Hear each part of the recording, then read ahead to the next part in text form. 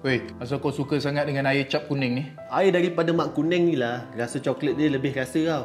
Lagipun bila kau telan air dia, manis dia balance. Tak macam air hijau kau tu. Kau nak cuba air apa tu? Nak try juga? Kelakar lah you ni. Kelakar lah korang ni. Kelakar sangat kan? Korang ni. Ha? Semalam kan, I suruh wife I turn off wifi. Okey. Lepas tu dia ingatkan I cakap dengan dia yang I turn off tengok wife. Ngajuk lah dia. Serius lah? You ni kelakar lah. Takkan sampai dia merajuk kot. Ah, dia ngajuk. You serius lah, dia merajuk. You kelakar lah. You selalu buat benda kelakar kan? Ya mental. Korang tahu tak? Kadang-kadang kan budak sekolah pergi sekolah pakai seluar jeans. Kenapa? Tak tahu pula. Kenapa ya? Sebab jeans pakai seluar sekolah dia.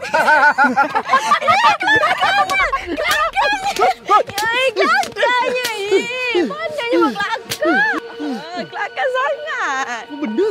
Dah kahwin tapi perangai macam single kan? Tu lah tu. Yang boleh kahwin lebih tu kita, bukan dia. Benda lah. Tampornya kita. Oh, macam ni lah tampak.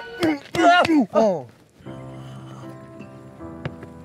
Weh, aku tengok sekarang kau dah start minum air hijau ni, kenapa? Bukan dulu kau cancel ke? Alah, kau ni tak chill lah. Tak ada lah. Sekarang ni aku perasan ramai mudah lupa tentang isu-isu ni tau. Entah-entah setiap tegukan minum air hijau ni menyumbang kepada...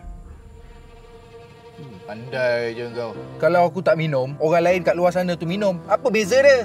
Kau ni support lah lokal. Benda air aku minum ni sedap, bukan tak sedap. Lagipun air ni diperbuat daripada Malaysia. Mesti kena tekak orang Malaysia punya. Korang ni. Pasal air je pun. Pun nak gaduh juga. Cute je lah korang ni. Cute sangat.